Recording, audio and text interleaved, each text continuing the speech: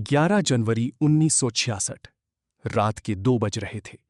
Tashkent में Soviet संघ की जमीन पर भारत के प्रधानमंत्री एक विदेशी बंगले में अकेले पड़े थे और कुछ ही घंटों में वो इस दुनिया में नहीं रहे। कोई गवाह नहीं, कोई पोस्टमार्टम नहीं, कोई जांच नहीं, बस एक सरकारी बयान, हार्ट अटैक। लेकिन जब उनका शव भारत पहुंचा तो उनके परिवार ने जो देखा वो किसी को भी हिला देने के लिए काफी था। शरीर नीला पड़ चुका था, सूजा हुआ और पेट और गर्दन पर कट के निशान। सवाल यह है, क्या सच में एक स्वस्थ प्रधानमंत्री की मौत महज दिल के दौरे से हुई थी, या ताशकंद में उस रात कुछ और हुआ था, कुछ जो आज तक छुपाया जा रहा है। ये कहानी है लाल बहादुर शास्त्री की, एक ऐसे इंसान की जो जमीन से उठा, देश का सबसे बड़ा पद पाया, एक युद्ध जीता और फिर एक विदेशी धरती पर रहस्यमयी तरीके से मर गया। पहले थोड़ा पीछे चलते हैं। 1965 भारत और पाकिस्तान के बीच युद्ध छिड़ा हुआ था। पाकिस्तान को यकीन था कि नेहरू के बाद आया ये छोटे कद का सीधा साधा प्रधानमंत्री टिक नहीं पाएगा। लेकिन लाल बहादुर शास्त्री ने पूरी दुनिया को चौंका दिया। जय जवान जय किसान, ये नारा उन्होंने दिया और भारत की फौज ने लाहौर तक का रास्ता खोल दिया। पाकिस्तान को घुटने टेकने पड़े। फिर सोवियत संघ बीच में आया। शांति वार्ता के लिए जगह चुनी गई, ताशकंद। 4 जनवरी 1966 को शास्त्री जी ताशकंद पहुंचे। वो एक जीत के बाद आए थे, आत्मविश्वास से भरे। लेकिन शायद किसी को अंदाजा नहीं था कि ये उनकी आखिरी यात्रा होगी। 10 जनवरी 1966 ताशकंद घोषणा पत्र पर दस्तखत हुए। भारत और पाकिस्तान के बीच शांति का समझौता। उस रात शास्त्री जी ने खाना खाया, कुछ मुलाकातें की, सब कुछ सामान्य लग रहा था। और फिर रात के करीब 1:30 बजे उनके निजी सहायक रामनाथ ने उन्हें पानी पीते देखा। शास्त्री जी ने कहा, तबीयत ठीक नहीं लग रही। बस कुछ ही मिनटों बाद वो बेहोश हो गए और तड़के 2 बजे के करीब भारत के दूसरे प्रधानमंत्री लाल बहादुर शास्त्री इस दुनिया से चले गए। सरकारी बयान आया, मायोकार्डियल इंफार्क्शन, यानी दिल का दौरा।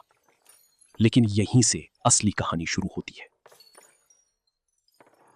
क्या आपने कभी सोचा, जब किसी देश का प्रधानमंत्री विदेश में मरता है तो सबसे पहले क्या होता है? पोस्टमार्टम, जांच, डॉक्टरों की रिपोर्ट। लेकिन ताशकंद में ऐसा कुछ नहीं हुआ। सोवियत धरती पर कोई पोस्टमार्टम नहीं हुआ। भारत सरकार ने कोई आधिकारिक जांच नहीं बिठाई। शव सीधे भारत भेज दिया गया।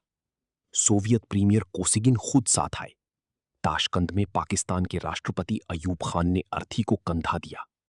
ये सब कितना व्यवस्थित था। और जब शव दिल्ली पहुंचा, शास्त्री जी की पत्नी ललिता शास्त्री ने अपने पति का चेहरा देखा।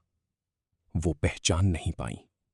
शरीर गहरा नीला पड़ा हुआ था, असामान्य रूप से सूजा हुआ, और पेट और गर्दन पर कट के निशान। ललिता जी ने उस वक्त एक सवाल पूछा जो दशकों तक गूंजता रहा। ये दिल का दौरा था या कुछ और? उनके बेटे सुनील शास्त्री ने वर्षों बाद मीडिया के सामने कहा, हमें यकीन है कि उन्हें जहर दिया गया था। ये सिर्फ एक परिवार का दर्द नहीं था, ये एक सवाल था जो पूरे देश के मन में था। लेकिन सरकार चुप रही दशकों तक। आरटीआई, सूचना का अधिकार। जब आम नागरिकों ने प्रधानमंत्री कार्यालय से शास्त्री जी की मृत्यु से जुड़े दस्तावेज मांगे तो जवाब आया, राष्ट्रीय सुरक्षा, अंतर्राष्ट्रीय संबंध। फाइलें बंद हैं आज भी। लेकिन सवाल यह है, अगर मौत सच में दिल के दौरे से हुई थी तो फिर छुपाने के लिए क्या है? एक साधारण मेडिकल रिपोर्ट में ऐसा क्या हो सकता है जो राष्ट्रीय सुरक्षा के लिए खतरा हो? कुछ लोग कहते हैं सोवियत संघ का हाथ था, कुछ कहते हैं पाकिस्तान, कुछ कहते हैं वो ताकतें जो नहीं चाहती थीं कि भारत एक मजबूत स्वतंत्र नेता के साथ आगे बढ़े। क्या यह संयोग था कि ताशकंद घोषणा पत्र पर दस्तखत के कुछ ही घंटों बाद शास्त्री जी मर गए? क्या यह संयोग था कि उनके व्यक्तिगत डॉक्टर उस रात वहां मौजूद नहीं थे? क्या यह संयोग था कि जो रसोइया उस रात उनके बंगले में था वो बाद में रहस्यमय परिस्थितियों में मरा? हर सवाल एक नए सवाल को जन्म देता है और हर सवाल का जवाब सरकारी फाइलों में बंद है। 13 जनवरी 1966, नई दिल्ली, विजय घाट। पूरा देश शोक में डूबा था। संसद भवन में शव रखा गया। राष्ट्रपति सर्वपल्ली राधाकृष्णन वहां खड़े थे। तीनों सेनाओं के अधिकारियों ने सलामी दी, बिगुल बजा और 12 दिनों का राष्ट्रीय शोक घोषित हुआ। एक आदमी जो कभी गरीबी में पला था, जिसने कभी नदी पार करने के लिए किताबें सिर पर रखकर तैरना सीखा था, आज देश के सबसे बड़े सम्मान के साथ विदा हो रहा था।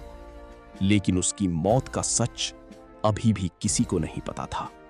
आज लगभग 6 दशक बाद शास्त्री जी की मौत भारत के सबसे बड़े अनसुलझे रहस्यों में से एक है।